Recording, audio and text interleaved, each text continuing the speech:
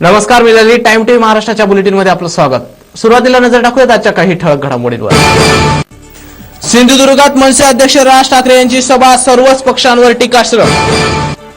R पाटलांना वक्तव्य पडलं महागात, शरद पवारांनी केली कान उघडणी तर इतर पक्षांनी उडवली खिल्ली. आज शिवसेनेच्या उद्धव ठाकरेंची शक्तिशाली महाराष्ट्राची घोषणा, मुंबईत आज सभा, महाराष्ट्राचं लक्ष घोषणेवर. आता वळूया सविस्तर वृत्ताकडे. काल सिंधुदुर्ग जिल्ह्यातील स्थानिक उमेदवारांच्या प्रचारार्थ मनसेचे अध्यक्ष राज ठाकरे यांच्या जाहीर सभेचं आयोजन करण्यात आलं होतं. यावेळी त्यांनी राज्यकर्ते पक्षांवर टीका करत इतर सर्वच पक्षांवर टीका केली आहे. यावेळी ते येथील नगरपालिका जिमखाना मैदानावर बोलत होते. यावेळी इतर पक्षांवर टीका करत ते म्हणाले की या आपल्या महाराष्ट्रात काय कमी आहे का? या राज्यातील सर्व लोक सक्षम, पण राज्यातील सत्ताधारी पक्ष नालायक असल्याची टीका त्यांनी पक्षावर केली आहे. एका बाजूला या राज्यातील शेतकरी 60,000 आत्महत्या करतायत, मात्र दुसऱ्या बाजूला सत्ताधारी पक्ष हे निद्रिस्त आहेत. सत्ताधारी पक्ष शेतकऱ्यांच्या समस्या मिटवू शकत नाहीत, मतदारांना मूर्ख बनवलं जात आहे. सर्व सत्ताधारी पक्षाचे नेते बघा कसे अब्जाधी झाले असल्याचा आरोप देखील राज ठाकरे यांनी या सभेत केला आहे. आपला कोकण सुंदर आणि पर्यटन दृष्ट्या राज्याला पैसा मिळवून देण्यासाठी लाभदायक आहे, त्यामुळे कोकणाचा विकास हा पर्यटन दृष्ट्या झाला पाहिजे असं राज ठाकरे यावेळी बोलताना म्हणाले. हे असला गृहीत धरून विचार करून हे सगळे राजकीय पक्ष वाटेल तो धिंगाणा या महाराष्ट्रामध्ये घालतायत. वाटेल तो धिंगाणा, काही जनाची नाही, मनाची नाही, कशाची नाही, काही लाज उरलेली नाही.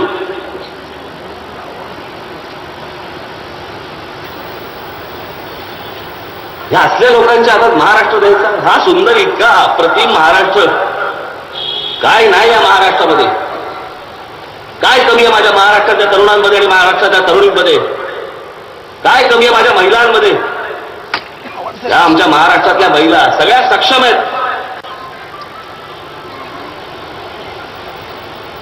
पण काही नाही. आमच्याकडचे राज्यकर्तेच नालायक, आमच्याकडचे विरोधी पक्ष नालायक. काय करायचं काय?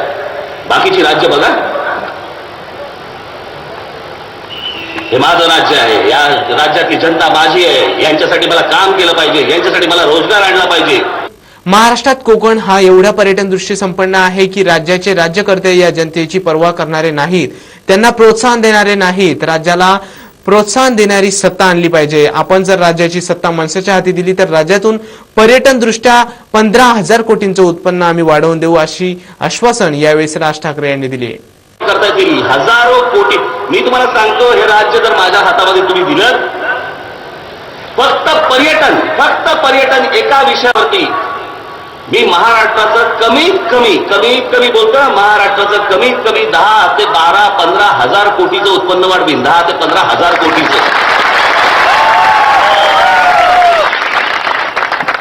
आणि कमीत कमी 10 ते 12 लाख मुलांना महाराष्ट्रातल्या मी काम देऊ शकेन, मी नोकऱ्या उपलब्ध करू शकेन. राज्य घ्या, मध्य प्रदेश घ्या, मध्य प्रदेशामधलं जंगल, नुसत्या जंगल आणि तिकडचे प्राणी, वन्य प्राणी हे फक्त दाखवून, जगाला दाखवून आज तिकडे रिसॉर्ट्स आली, आज तिकडचा तरुण, त्याच्याकडे गाडी आली, त्याच्याकडे खिशात पैसे आले, आज त्याचं घर झालं, त्याचं लग्न झालं. जे आई वडील त्याला आजपर्यंत सांभाळत होते तो आज स्वतःच्या आई वडिलांना इतक्या चांगल्या पद्धतीने ठेवतोय, आनंदात आहे. काल राज्याच्या माजी गृहमंत्र्यांनी केलेल्या वक्तव्याचा राष्ट्रवादीचे राष्ट्रीय अध्यक्षांनी चांगलाच खुलासा केला आहे.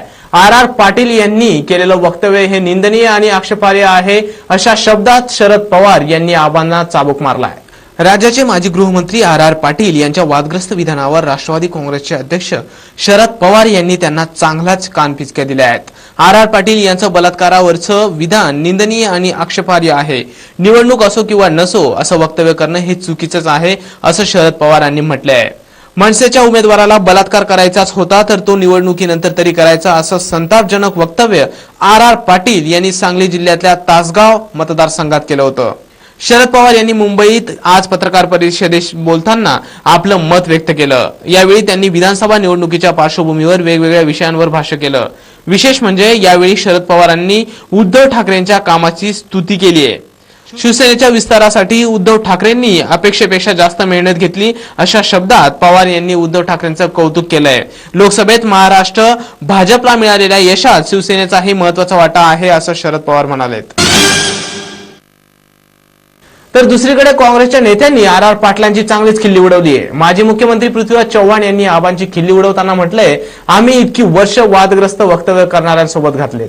आर पाटील, अजित पवार यांच्यासारख्या वादग्रस्त वक्तव्य करणाऱ्या नेत्यांबरोबर मी 4.5 वर्ष राज्य केलं अशी टीका माजी मुख्यमंत्री पृथ्वीराज चव्हाण यांनी केली आहे. सांगलीतील शिराळ्यामध्ये झालेल्या प्रचारसभेत पृथ्वीराज चव्हाण बोलत होते. तासगावमध्ये मनसे उमेदवार सुधाकर खाडे यांच्या विरोधात बोलताना आर पाटील यांचा तोल सुटला. किमान निवडणुकीनंतर तरी बलात्कार करायचा असं आर पाटील बोलले होते. त्यामुळे त्यांच्यावर सर्वच नेत्यांनी तोंडसुख घेतलंय. एकंदरीतच आर पाटील यांचं बोलणं त्यांना फार महाग पडल्याचं दिसतंय. तर विरोधी पक्षनेते त्यांची खिल्ली उडवताना दिसत आहेत. पृथ्वीराज चव्हाण यांनी आर पाटील यांच्या वक्तव्याचा जाहीर निषेध केलाय. तसंच अजित पवारांसोबत कसं काम केलं असेल इतकंच नाही, राष्ट्रवादी कोणासोबतही आघाडी करू शकते असंही चव्हाण म्हणाले. आदरणीय हमारी सोनिया जी गांधी ने जो एक सच्चे कार्यकर्ता को, महिला को, सक्षम महिला को टिकट दिया है, उसके लिए जो 20 साल से अकोला शहर का विकास रुका हुआ था, आज जनता एकदम उत्साह से भर चुकी है. हमारी महिलाएं एक बार सिर्फ राह देख रही है 15 तारीख का कि कब 15 तारीख आएंगे और कब हम विकास मार्ग. सबसे पहले मेरा जो अकोला शहर में सब गंदगी है, अंडरग्राउंड योजना जो रुकी हुई है, जो बीजेपी के सांसद ने, बीजेपी के आमदार ने 300 करोड़ रुपए महाराष्ट्र गवर्नमेंट के आगे पड़े हुए हैं, वो लोगों ने उसे रोक कर रखा था, त्रुटियां निकाल कर. अब हमें सबसे पहला मुद्दा हमारा वही है. दूसरा मुद्दा हमारा जो अकोला शहर में रोजगार नहीं है, हमारे युवक बेरोजगार हो चुके हैं. उसका दो मुद्दा है. हमारा अकोला शहर ग्रीन तो हो चुका है पर क्लीन नहीं हुआ, हमें वो शहर क्लीन करना है. अकोला पूर्व या विधानसभा मतदारसंघात गेल्या 20 वर्षापासून भाजपाचे आमदार गोवर्धन शर्मा निवडून येत आहेत. काँग्रेस आणि राष्ट्रवादी पूर्ण भुईसपाट होणार आहे, त्यामध्ये काही दुमत नाही. आणि चारही पक्ष वेगळे झाल्यामुळे मतदारांच्या विभागणीमध्ये जे काय होणार नाही ते आता आम्ही जे अभंग युतीत होतो त्या फुटलेल्या युतीमध्ये होणार आहे. एक गोष्ट निश्चित सांगतो की हा शिवसेनेचा असलेला हा महाराष्ट्र पालिकेला मराठ्यांची अस्मिता, मराठींचा स्वाभिमान म्हणजे शिवसेना आणि मराठी माणूस म्हणून ओळखला जातो. आदरणीय शिवसेना प्रमुखांच्या उपस्थितीत जोरदारपणाने पक्षाची धुरा वाहणाऱ्या आदरणीय पक्ष उद्धवजींच्या नेतृत्वात 100% यावेळेला शिवसेना निर्विवाद बहुमत मिळेल ही मी संपूर्ण महाराष्ट्र फिरल्यानंतर आत्मविश्वासाने सांगतोय. एक शिवसेनेची वेगळी लाट निर्माण झालेली आहे संपूर्ण महाराष्ट्र. एक्झिट पोल कसे असतात, एक ती लोकांमध्ये भ्रम निर्माण करणारी एक यंत्रणा असते. शेवटी कूटनीती राजकारणाचा एक डाव आहे. त्या एक्झिट पोलमध्ये गमतीदार असं आहे की मुंबईमध्ये शिवसेनेला 5 जागा मिळतील आणि विदर्भात 17 जागा मिळतील. त्याच्यातच त्या पोलखोल त्या एक्झिट पोलचा झालेला आहे. एक्झिट पोलचे टोटल सुद्धा 288 येत नसते. लोक कशाला बघतायत? त्या लोक भुलभुल्या द्यायचा असे लोक भुलणार नाही. आणि जर मोदीला लाट होती तर एवढ्या मोठी गल्लीबोळात फिरले नसते. आज रात्रंदिवस नुसते मोदी नाहीत. आज प्रचारामध्ये कोण आहे? नरेंद्र मोदी आहे. प्रचारामध्ये कोण आहेत? अमित शहा आहे. प्रचारामध्ये कोण आहे? हेमा मालिनी आहे. प्रचारामध्ये कोण आहे? व्यंकय्या नायडू आहे. प्रचारामध्ये कोण आहे? तो मध्य प्रदेशचे मुख्यमंत्री शिवराज चव्हाण आहे. प्रचारामध्ये कोण आहे? शत्रुघ्न सिन्हा आहे. प्रचारामध्ये कोण आहे? लुंगीधारे आमचे ते माननीय मंत्री व्यंकय्या नायडू आहेत. असे म्हणजे मराठी माणसाचा बीजेपी मधला प्रचाराचा पाठकाणा सुद्धा ढिल्ला पडलेला आहे. ते दाखवत आहेत. आणि मोदीनेच कबूल केलेला आहे जाहीररित्या. ढूंढे गए अभी अफसोस है या कोई नहीं इसलिए मुझे आना पडता है. तर अशी बेजार झालेली बीजेपी लोक कशाला निवडून देतील? प्रचाराच्या शेवटच्या दिवशी फुलंब्री मतदारसंघातील शिवसेनेचे उमेदवार राजेंद्र ठोंबरे यांनी आपल्या मतदारसंघातील जनतेला मतदानासाठी प्रोत्साहित केलंय. विकास कामं मी जिल्हा परिषदेच्या माध्यमातून या ठिकाणी दाखवून दिलेलं हे विकास कामाचं पुस्तक आहे. आणि प्रत्येक गावागावात जाऊन माझी पद्धत अशी आहे का असं बसायचं पारावर जाऊन लोकांची 5 वर्षाची कामं विचारून घ्यायचे, काय काम करायचे, आणि ते शासनाच्या मोठ्या प्रमाणात निधी आणून त्या भागाचे प्रश्न सोडवायचे. आणि त्या गावात ते जे कामं लोकांनी सांगितले ते करून घ्यायचे. सगळ्यात महत्वाची गोष्ट आहे रस्ते, पाणी आणि लाईट. रस्ते डांबर रस्ते प्रत्येक गावाला मिळाले. अंतर्गत गावात सिमेंट रस्ते मिळाले. आणि लाईट जर व्यवस्थित टिकली आणि पाणी उपलब्ध केलं तर लोकांना दुसरं काहीच पाहिजे नाही. म्हणून सगळ्यात पहिली गोष्ट या महत्वाच्या विषयावर मी भर देणार आहे. आणि या लोकांना ज्या समस्या आहे ह्या लोकांच्या दैनंदिन जीवनातल्या सगळ्यात पहिले सोडवण्याचा मी प्रयत्न करणार. की आमच्या गावाचे सारे काम जे ठरले तिथे व्हायला पाहिजे. विहिरीचे, पाण्याचे व्यवस्था, राहण्याची सोय, रोड, लाईनीची प्रॉब्लेम असेल ते आम्ही परेशान 2 वर्षांनी रडतो त्या पाण्यासाठी, लाईनीसाठी. ते लाईनीची आमची सोय पाहिजे.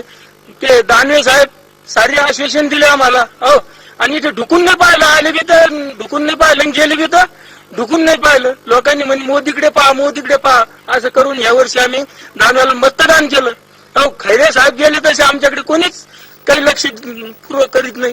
तसे आता हे ठोंबरे साहेब कधी आले समजा तर आम्हाला खूप चांगलं राहील. आम्ही त्यांना घरून आणून शकून इथे काम करून घेऊ शकतो.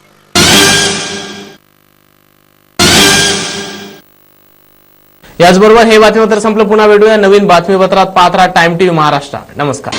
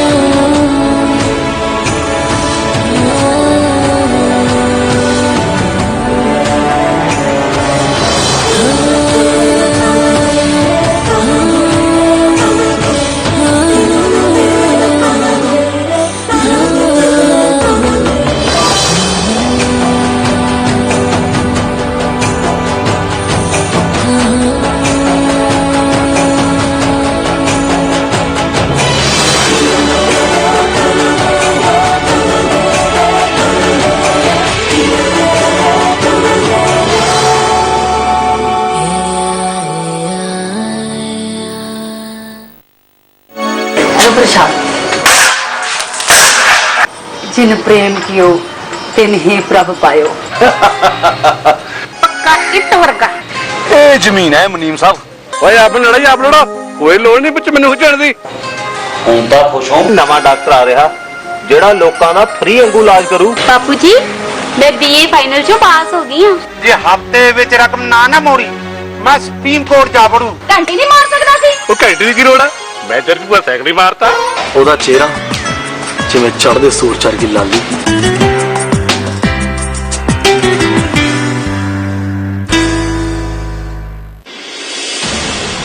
ਪੰਜਾਬ ਦੀ ਹਰ ਖਬਰ ਤੇ ਸਾਡੀ ਨਜ਼ਰ। ਰਾਜਨੀਤੀ, ਵਪਾਰ, ਧਰਮ ਅਤੇ ਖੇਡ ਜਗਤ, ਨਾਲੋਂ ਨਾਲ ਮਨੋਰੰਜਨ ਤੇ ਅਪਰਾਧ ਦੀ ਵੀ ਲਿਆਂਗੇ ਖਬਰ। ਜਨਤਾ ਦੀ ਆਵਾਜ਼ ਪਹੁੰਚਾਵਾਂਗੇ ਪਰ